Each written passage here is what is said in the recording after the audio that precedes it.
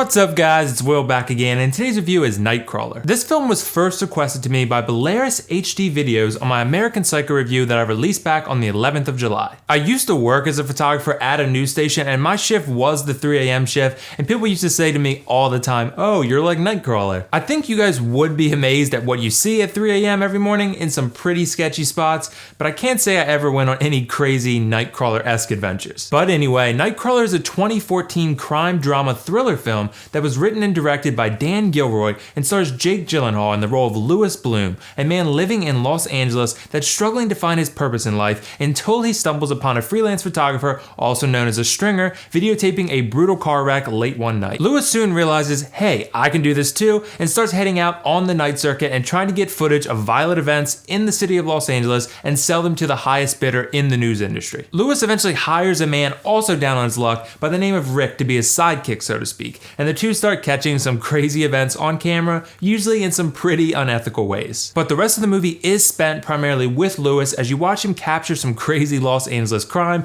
during his late night circuit, as well as his unethical actions that increasingly grow more dangerous and immoral as he sets his sights on becoming King Nightcrawler. Okay, so when I saw this movie back in 2014, I liked it, but I didn't love it. And when I watched it again this morning, I felt mostly the same way. I did like it a little bit more this time, but I still feel like there's a handful of things this film does really well and a handful of things it doesn't do so well. There's some really great acting in this film, although there are basically only three pivotal characters. The first one is our main character Louis Bloom, played by Jake Gyllenhaal, then there's Rick, Jake's assistant, played by Riz Ahmed, and finally Nina Romina, the news director that Louis primarily does business with, played by Rene Russo. There are some other characters that make appearances here and there, but these three are the ones that you spend the vast majority of this movie's 2-hour runtime with. I thought Jake Gyllenhaal was absolutely fantastic in this role, and to me this is probably his best acted role to date. Louis is incredibly smart and well-spoken, but he's also incredibly creepy and pushy, and he does some things that are really going to make you dislike him and resent his unethical actions. He's not a likable character in any way, shape, or form, let's just say that. But I have to give credit to Jake Gyllenhaal for his work in this one. I said it back in 2015 and I'll say it again now. I don't think he should have won, but I definitely think he should have been nominated for Best Lead Actor in the 2015 Oscars. He got snubbed big time. You spend the vast majority, if not all of this movie, following Louis and his late night escapades, and that was fine by me. He was the most interesting character in this film by a pretty wide margin. So the other characters, Rick, played by Riz Ahmed, and Nina, played by Rene Russo, are both decent characters, but they're not all that interesting. They are both well acted though, I will say that. Rick is a guy who's down on his luck and he's just trying to land a job, and unluckily he lands a job with Louis, who turns out to be a complete sociopath. Rick is acted well, but his character is very one-dimensional, with not much to offer in the compelling department. Nina, the news director at KWLA 6 News, played by Rene Russo, is also well acted, but not a super interesting character, although she gets the second most screen time,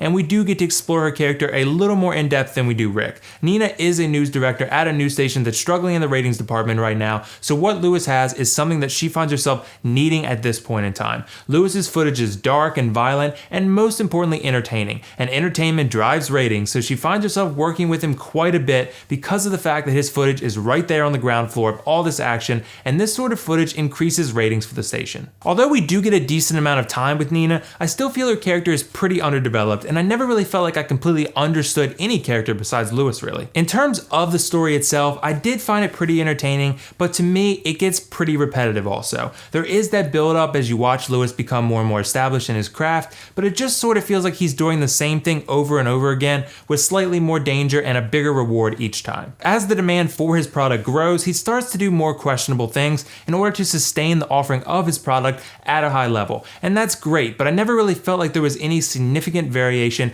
in the video production news late night escapades. I think Act 1 and half of Act 2 are actually pretty solid overall because you get to see Louis struggle his way into establishing his presence in this Los Angeles late night news scene, but those struggles don't last for very long. He gets very good at his craft very quickly, and in some ways, dare I say, he is sort of a Mary Sue. By the end of the film, he's always one step ahead of the competition, he always gets the upper hand in negotiations, and even law enforcement just can't seem to figure out what he's doing wrong and illegal. There's also some elements of this story that just feel a little too ridiculous and convenient, and that I didn't feel had any basis in reality. There's a big police chase scene at a certain point in this film that I was confused by because Louis is just like speeding with the police cars and the runaway guy, and I thought to myself like, Is anyone concerned about this guy who's just in the middle of this police chase and sort of obstructing justice?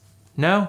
Okay, I guess. The ending of this film also sort of bugged me a bit too, because there's very little finality or resolution to Lewis's story. It just sort of ends, and I didn't feel like anything was conclusive in any way, which works in some films, but not in this one because no plot details felt wrapped up at all. I did like most of this story, but there are elements and points about it that I didn't like. I did, however, think the dialogue was very well written. All the interactions between the characters felt really dark and dramatic and exciting, and honestly the interactions between Lewis and the other characters were probably the best part of this film. Aside from Jake Gyllenhaal's acting in the role of Lewis, of course. Lewis is very witty and everything he says comes across as pretty calculated, yet at the same time pretty unusual and strange. And the dialogue and interactions help show you as the viewer who he is and what he believes in. I also really enjoyed the music in this film. It does a good job of matching the overall identity of this film as well as the on-screen action for each specific scene. I think James Newton Howard, the composer for this film's soundtrack, did a great job adding to that eeriness and even excitement of this story. Okay, so overall, I think this is a good film, but it's not a great film in my opinion. I thought it had some strong acting from the main characters, a mostly entertaining story overall, well-written dialogue, and music that matches the identity of the film. I also thought the story could get a bit repetitive and ridiculous in some spots.